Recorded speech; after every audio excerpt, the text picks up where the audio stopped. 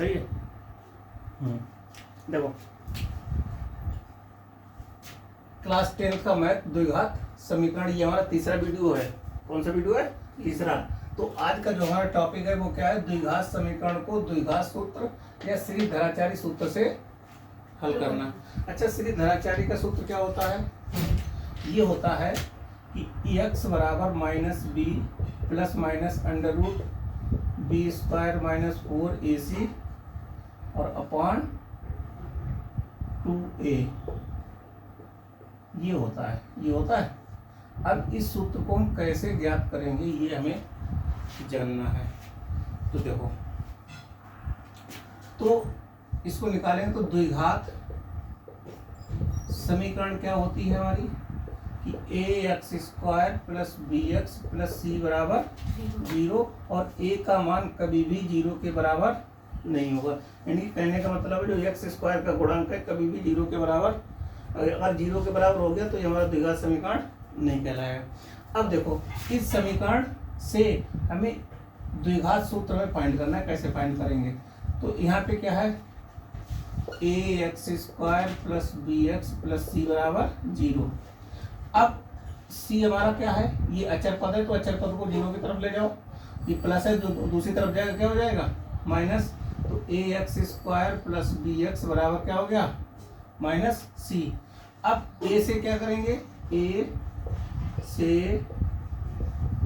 दोनों ओर क्या करने पर? भाग करने पर।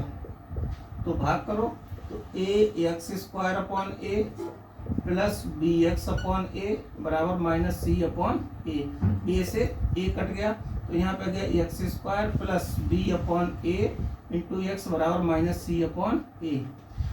अब यहाँ पे देखो, अब इसके बनाएंगे हम, क्या बनाएंगे? पूर्ण वर्ग। तुमने 9th में या 8th क्लास में पढ़े होंगे पूर्ण वर्ग कैसे बनाए जाते हैं, 9th में पढ़े होंगे। अब यहाँ पे देखो, तो तुमने पूर्ण वर्ग बनाने के लिए देखो यहाँ पे क्या चिन्ह काहे का है? प्लस का। तो यहाँ पे तुमने एक सूत्र पढ़ा होगा कि a प्लस बी का होल स्क्वायर क्या होता है? a square plus B square plus 2ab। अब इसको लेके चलूंगे a स्क्वायर यानी कि एक्स स्क्वायर दे रखा है। अब 2ab, हमें 2ab बनाना है इसको। तो देखो कैसे बनेगा? तो x का स्क्वायर a स्क्वायर यानी कि x का स्क्वायर। अब बनाना क्या? 2ab। तो 2 a की जगह कितना है? x और इंटू b अपॉन, अच्छा जब 2 से गुणा किया तो 2 से क्या करेंगे? भाग। तो b अपॉन 2a हो गया बराबर माइनस सी अपॉन a। अब यहाँ पे देखो, ये a square plus 2a b हो गया। अच्छा b की जगह कितना है? b अपॉन 2a है, तो b अपॉन 2a का होल स्क्वायर दोनों जोड़ देंगे, बस बन जाएंगे। तो यहाँ पे लिखेंगे b अपॉन 2a का होल स्क्वायर दोनों ओर क्या करने पर? जोड़ने पर। तो यहाँ पे हो गया x square plus 2 into X into B upon 2a, और यहाँ पे लिख दो b अपॉन 2a का होल स्क्वायर बराबर माइनस सी अपॉन a, इसमें भी जोड़ दो b अपॉन 2a का होल स्क्वायर। अब देखो ये क्या बन गया? अब देखो a square plus B square और प्लस 2ab, तो ये हमारा क्या बन गया है? ये बन गया x plus b upon 2a का क्या बन गया? Whole square. अब देखो यहाँ पे पहले प्लस वाला लिखो, तो यहाँ पे लिखो बी स्क्वायर अपॉन 2 दूनी 4a स्क्वायर यानी कि 2a का होल स्क्वायर हो जाएगा, तो 4 स्क्वायर हो गया माइनस क्या हो गया? c upon a। ठीक है। अब यहाँ पे x plus b upon 2a का होल स्क्वायर बराबर B square upon 4a square minus इसका हर भी बना लो 4a स्क्वायर। तो यहाँ पे क्या c अपॉन a है, तो यहाँ पे 4a से मल्टीप्लाई कर दो और 4a से गुणा कर दिया, 4a से क्या कर दिया? भाग। अंश और हर में हमने 4a से गुणा कर दिया। अब देखो, तो x plus b upon 2a का होल स्क्वायर बराबर ये बन गया B square minus 4a square minus 4ac upon क्या हो गया? 4a square. अब देखो हर बराबर हो गया, तो हर बराबर हो गए तो अंश क्या करेंगे? जोड़ देंगे।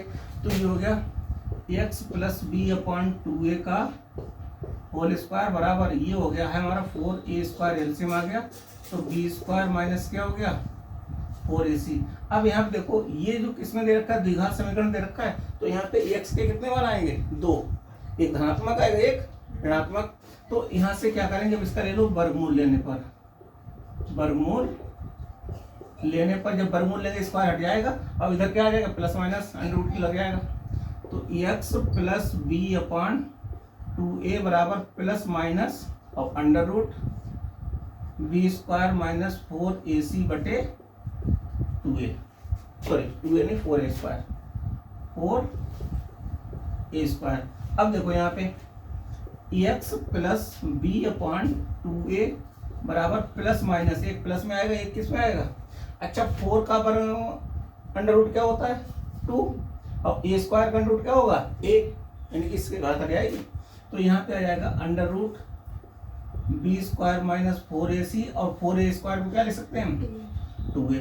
अब इस b अपॉन 2a को इधर ट्रांसफर कर दो, तो x बराबर क्या हो गया माइनस ये हो गया b upon 2a plus minus और under root b² minus 4ac बटे 2a।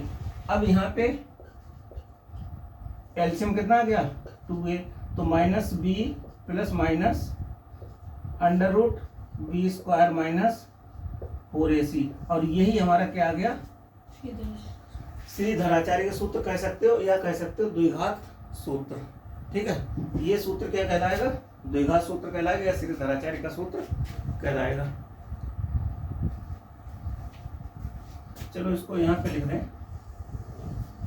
तो x बराबर आ गया है बेटे क्या आ गया minus b plus minus under root b² minus 4ac upon 2a, इसको लिख दो, ये है सूत्र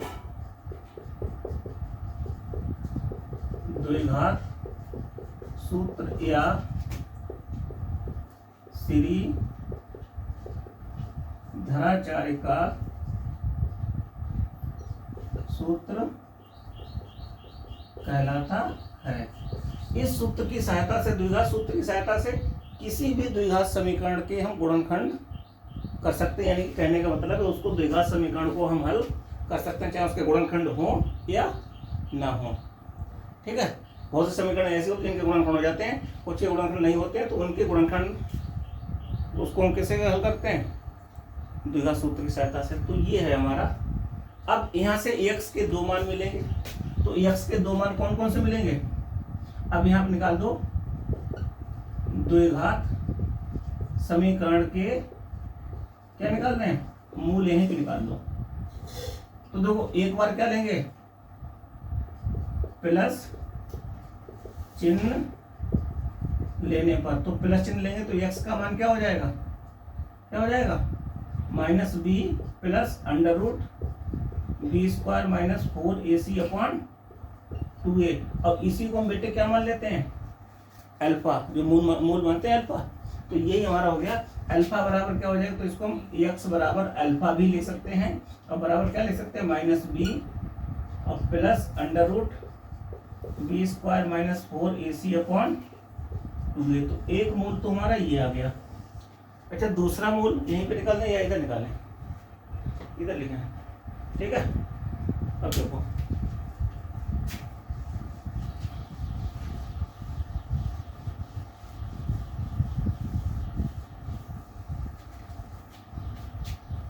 दूसरा क्या है, अब लो यहाँ पे माइनस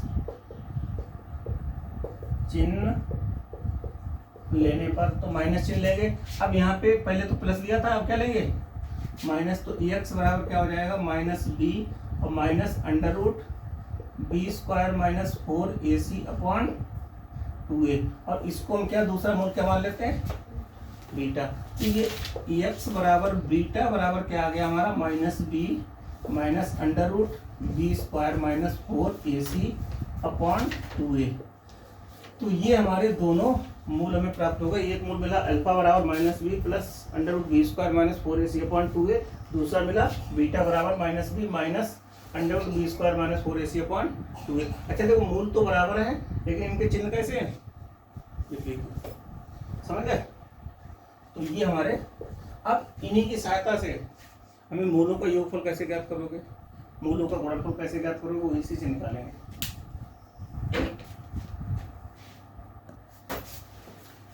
अब देखो क्या है, द्विघात समीकरण के मूलों का योगफल और गुणनफल ज्ञात करना। अब देखो तो द्विघात समीकरण के मूलों का योगफल गुणनफल कैसे ज्ञात करेंगे। तो पहले तो हमने मूल अभी ज्ञात किए हैं, अल्फा बराबर ज्ञात किया है और बीटा बराबर ज्ञात किया है। तो यहाँ पे मान लो कि माना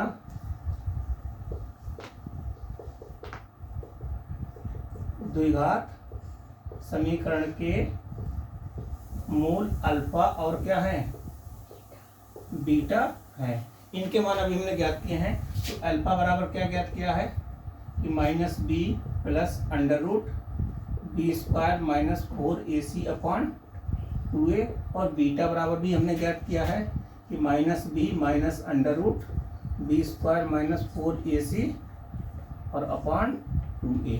अब देखो इनका योगफल, यानी कि इनको हमने बहुपद वाले चैप्टर में भी हमने बताया है और यहाँ भी देख लो।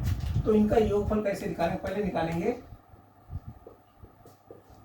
मूलों का योगफल, यानी कि योगफल में क्या करेंगे, अल्फा और बीटा को क्या कर देंगे, जोड़ देंगे। तो यहाँ से क्या हो जाएगा, अल्फा का मान क्या है बेटे, minus B plus under root B square minus 4ac और अपॉन 2a, और ये तो ये प्लस बीटा का मान क्या है, minus B minus under root B square minus 4ac upon 2a, ये बीटा का मान हो गया। अब यहाँ से हम क्या निकलेगा, हमारा अल्फा प्लस बीटा निकल के आएगा क्या है। तो मूलों का योगफल अल्फा प्लस बीटा होता है। तो अब यहाँ से देखो, यहाँ से 2a क्या आ गया, एलसीएम आ गया। तो minus B plus under root B square minus 4ac। अच्छा देखो प्लस माइनस माइनस बी, और यहाँ से प्लस माइनस माइनस और under root B square minus 4ac। अब देखो कुछ कटे तो उसे काट दो। तो plus under root B square minus 4ac, यहाँ पे माइनस है under root B square minus 4ac, तो ये क्या हो गया, कैंसिल हो गया।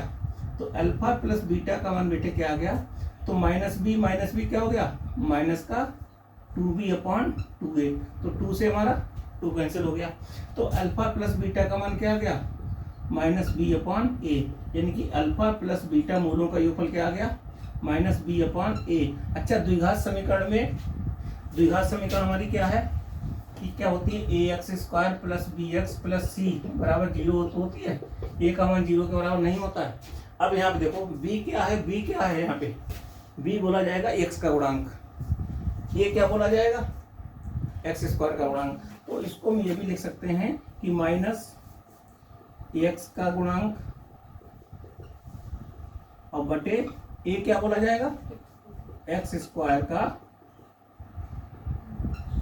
गुणांक। तो ये तो आ गया बेटे मूलों का योगफल निकालने का फार्मूला हमारा ये है। अब देखो क्या करेंगे, अब हमें निकालना क्या है, मूलों का गुणनफल। अब यहाँ लिख दो मूलों का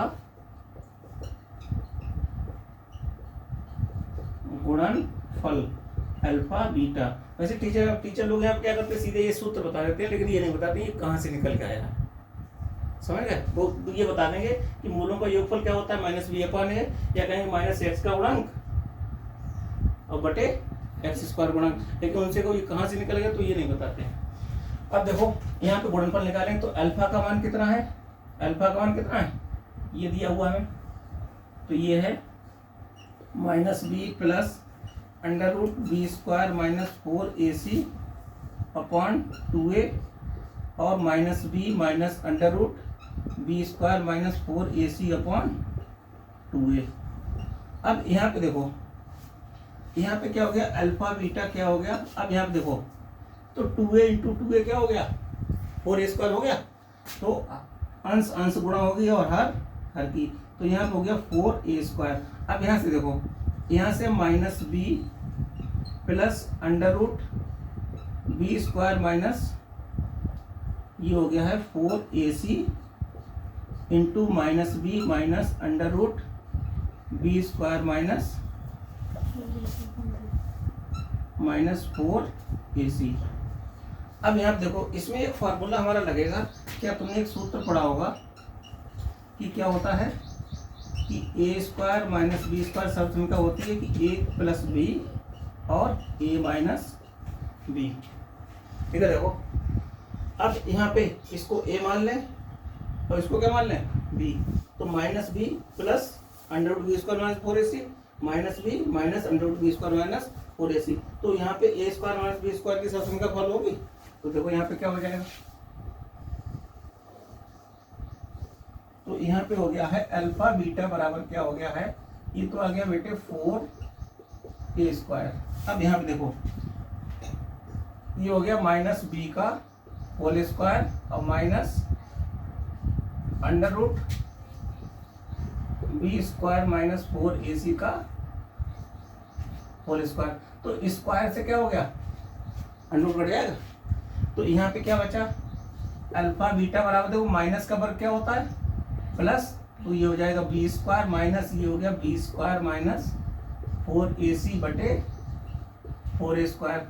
अल्फा बीटा बराबर क्या हो गया बी स्क्वायर माइनस, अब इसकी ब्रैकेट ओपन कर दो तो B square minus minus plus 4ac बटे 4a स्क्वायर, तो बी स्क्वायर से बी स्क्वायर कट गया, अल्फा बीटा बराबर क्या आ गया 4ac अपॉन 4a स्क्वायर, 4 से 4 कट गया, a से एक घात कट गई, तो यहाँ पे क्या बच गया c अपॉन a, यानी कि अल्फा बीटा क्या आ गया है c अपॉन a।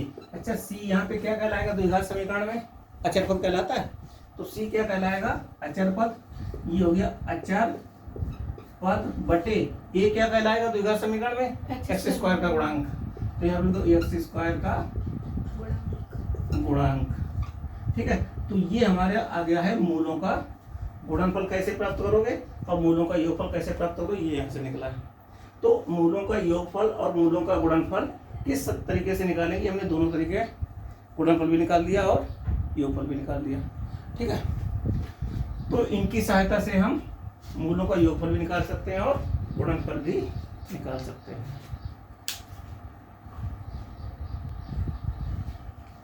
अब यहाँ पे देखो एक फार्मूला और है, यदि द्विघात समीकरण के मूल क्या हो ज्ञात हो, तो द्विघात समीकरण बेटे क्या होगा, देखो क्या होगी द्विघात समीकरण, तो यहाँ पे क्या हो जाएगा x square minus alpha plus beta into x अब प्लस अल्फा बीटा बराबर 0, या हम ऐसे लिख सकते हैं कि x square minus alpha plus beta का मान क्या है minus B upon a into x plus C upon a बराबर 0। तो ये फार्मूला है हमारा मूलों का द्विघात समीकरण ज्ञात करना, जब द्विघात समीकरण के मूल हमें क्या हो ज्ञात हो। ठीक है, मूल ज्ञात हो या इनके मूलों का योगफल या मूलों का गुणनफल हमें ज्ञात हो, तब हम इस फार्मूले की सहायता से द्विघात समीकरण को फाइंड कर सकते हैं। ठीक है,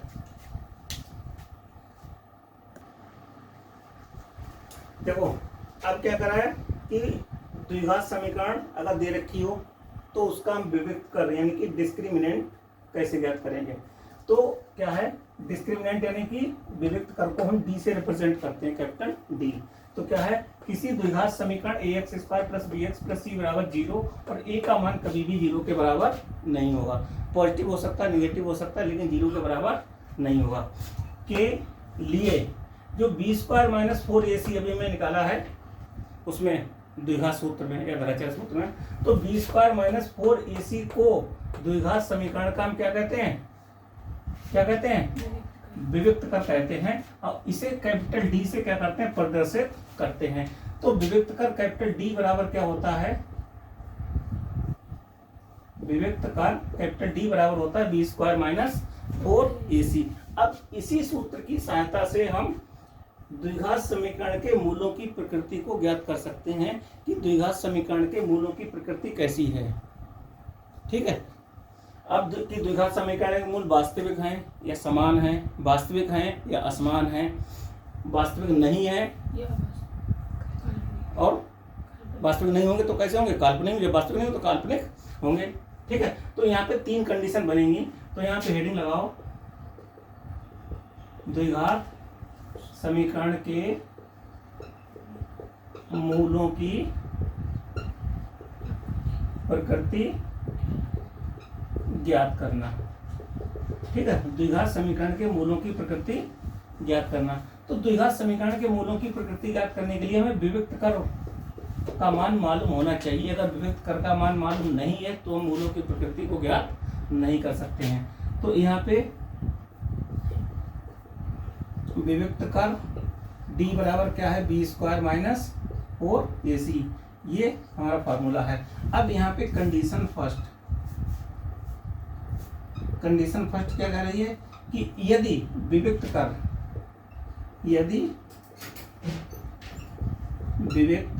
कर d का मान बेटे क्या हो, मान 0 हो। भाई विविक्त कर d का मान हमने ज्ञात किया, तो d का मान कितना आया, 0 निकल के आया। तो उस कंडीशन में द्विघात समीकरण के मूल कैसे होंगे, वास्तविक होंगे और कैसे होंगे, समान होंगे, एक जैसे होंगे। 2 मूल मिलेंगे, दोनों एक जैसे मिलेंगे। तो द्विघात समीकरण के मूल कैसे होंगे, वास्तविक और कैसे होंगे बेटे, समान होंगे। एक कंडीशन तो हमें ये मिल गई। क्या कंडीशन मिली कि यदि d का मान हमारा 0 हो, यदि d का मान क्या हो, 0 हो, तो द्विघात समीकरण के मूल कैसे होंगे, वास्तविक और समान होंगे। तो इसको चाहे तो थोड़ा ऐसे लिख दो, d बराबर 0। ठीक है, तो d बराबर 0 लिख दें। तो द्विघात समीकरण के मूल कैसे होंगे, मूल वास्तविक होंगे और कैसे होंगे, समान। अच्छा, दूसरी कंडीशन क्या कह रही है, कंडीशन सेकेंड। अब यदि विविक्त कर d का मान कैसा हो, धनात्मक हो, d का मान कैसा हो, धनात्मक या 0 से बड़ा हो, तो अर्थात हम क्या कह सकते हैं कि d का मान क्या होगा, 0 से बड़ा होगा, तभी तो धनात्मक होगा। भाई 0 क्या होगा, छोटा होगा, और d का जो मान निकलेगा वो 0 से बड़ा होगा, तभी तो पॉजिटिव होगा।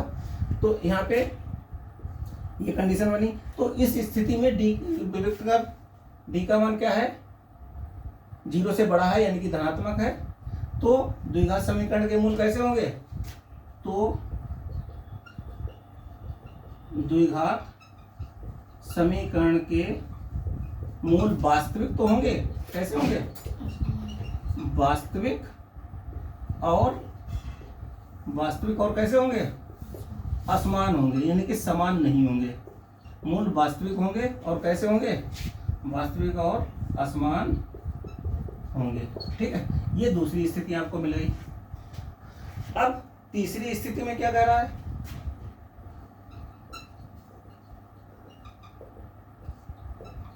तीसरी स्थिति में है कि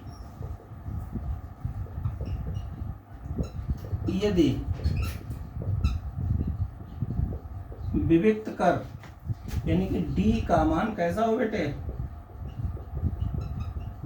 ऋणात्मक हो, d का मान कैसा हो, ऋणात्मक हो, अर्थात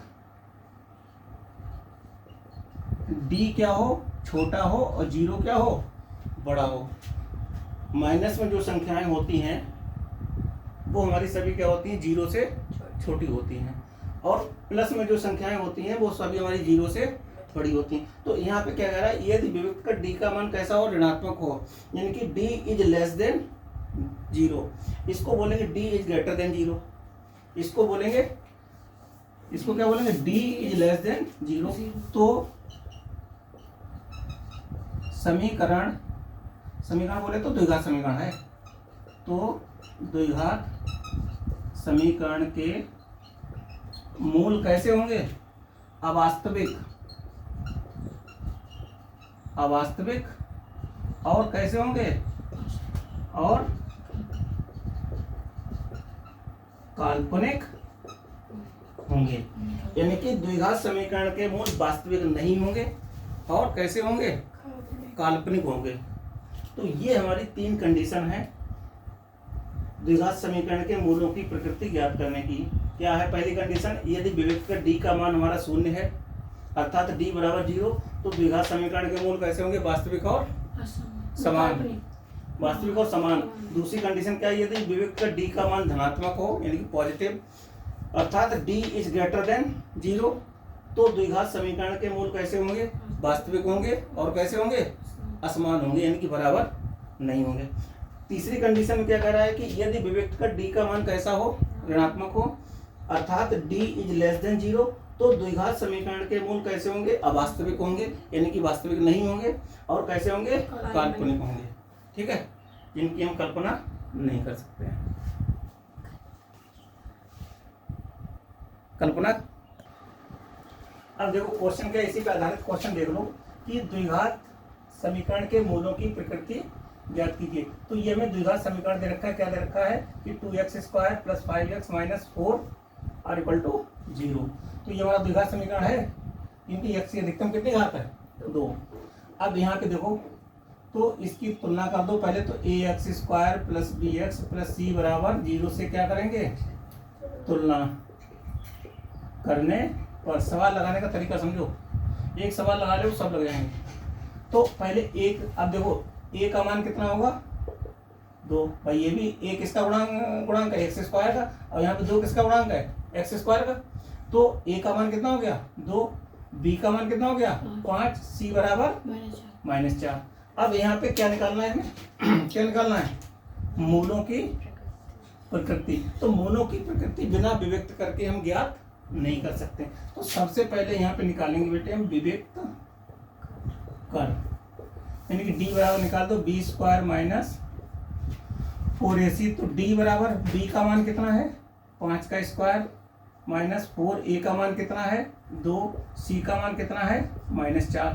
तो d बराबर क्या हो गया, 5 का वर्ग कितना हो गया, 25। पहले चिन्ह गुणा करो तो माइनस माइनस प्लस, 4 दूनी 8 और 8 चौक 32। तो d बराबर, अब इसको ऐड कर दो, 5 और 2 7, 3 और 2 5। ठीक है, तो d का मान क्या है, पॉजिटिव वैल्यू आई, निगेटिव पॉजिटिव वैल्यू आई। तो ये कैसे, ये वैल्यू कैसी है, पॉजिटिव है, पॉजिटिव है। तो ये वैल्यू क्या होगी, 0 से बड़ी होगी या छोटी होगी, 0 से बड़ी है। तो 57 का मान क्या है, 57 0 से क्या है, बड़ा है। तो यहाँ पे हम लिख सकते हैं, तो यहाँ पे कंडीशन क्या आ गई निकल के, d का मान 0 से क्या आया बेटे, बड़ा। तो यहाँ पे हमने 3 कंडीशन आपको बताई थी, जब d का मान बड़ा होगा, 0 क्या होगा, छोटा होगा, यानी कि इसको कह सकते हैं d इज ग्रेटर देन 0। अब d इज ग्रेटर देन 0, तो इस कंडीशन में समीकरण के मूल कैसे होंगे, तो इसलिए समीकरण बोले तो द्विघात समीकरण के मूल कैसे होंगे, वास्तविक तो होंगे वास्तविक होंगे और कैसे होंगे, और असमान। समान केवल एक कंडीशन में होंगे, किसमें, जब d का मान क्या होगा, 0 होगा। तो ये हमारा है। ठीक है, इस तरीके से हम इसको ज्ञात कर सकते हैं। तो यहाँ से कभी कभी 1 नंबर में क्वेश्चन पूछा था, अगर केवल विविक्त कर आपसे पूछा है तो यहाँ तक निकाल दो, d बराबर कितना, जो भी मान आए। अगर मूलों की प्रकृति पूछनी है तो इसकी 0 से हमें कंपेयर करनी पड़ेगी। तो अगर d का मान पॉजिटिव है तो वो 0 से बड़ा है, d का मान निगेटिव है तो वो 0 से छोटा है। जब d का मान पॉजिटिव है तो मूल कैसे होंगे, वास्तविक तो होंगे हैं और असमान होंगे। जब d का मान क्या होगा, 0 से छोटा होगा तो मूल कैसे होंगे, अवास्तविक होंगे और कैसे होंगे, काल्पनिक होंगे। ठीक है, तो ये है हमारा। और तो एक क्वेश्चन और बता दें इस पे, एक है ना, बताएं। चलो एक क्वेश्चन और बताएंगे हम। देखो दूसरा क्या है कि x² द्विघात समीकरण दे रखा है, x² + x + 1 = 0। अब हमें बताना है कि द्विघात समीकरण के मूलों की प्रकृति कैसी होगी, यानी कि जो मूल निकलेंगे वो किस नेचर के होंगे, वास्तविक होंगे या अवास्तविक होंगे या वास्तविक और समान होंगे, कैसे होंगे, ये हमें सब ज्ञात करना है। तो देखो यहाँ पे सबसे पहले इसकी कंपेयर कर लो, ax² + bx + c = 0। ये होता है द्विघात समीकरण का व्यापक रूप। ठीक है, से क्या कर दें, क्या करते हैं, तुलना करने पर। तो ए का मान कितना हो गया 1, बी का मान कितना हो गया 1, सी का मान कितना हो गया 1। ठीक है, तो अब यहां से क्या निकाल लें, विविक्त कर डी का मान निकालो। डी क्या होता है b² माइनस 4ac। अच्छा, डी बराबर बी का मान कितना है 1 का स्क्वायर माइनस 4, ए का मान कितना है बेटे 1, सी का मान कितना है 1, तो 1 का स्क्वायर क्या हो गया 1, ओ सॉरी 1 का स्क्वायर हो गया 1 माइनस 4 एकम 4, तो डी का मान कितना आ गया -3। अब डी का मान पॉजिटिव है या निगेटिव, ये देखना है हमें। तो यहाँ पे डी का मान क्या आया -3, तो अब ये वैल्यू क्या है, ऋणात्मक वैल्यू है, क्या ऋणात्मक वैल्यू। अब ऋणात्मक वैल्यू है तो 0 से बड़ी होगी या छोटी, छोटी होगी। तो यहाँ पे डी का मान -3 आया, तो ये वैल्यू क्या है 0 से बेटे छोटी है, तो हम कह सकते हैं कि डी इज लेस देन 0। ठीक है, जो डी का मान निकल के आया है वो 0 से क्या है छोटा है। तो अब इस कंडीशन में ये कौन सी कंडीशन बनी जाके, थर्ड कंडीशन। तो यहाँ पे लिख लो कि अतः द्विघात समीकरण के मूल कैसे हैं, चाहे तो ऐसे लिख दो वास्तविक नहीं है, वास्तविक नहीं है, या लिख दो अवास्तविक लिख दो। द्विघात समीकरण के मूल वास्तविक नहीं है, और जब वास्तविक नहीं है तो कैसे होंगे, काल्पनिक होंगे। ठीक है, तो ये इस तरीके से यहाँ से आपका 1 नंबर का क्वेश्चन, 1 या 2 नंबर का क्वेश्चन 100% मिलेगा। अब देखो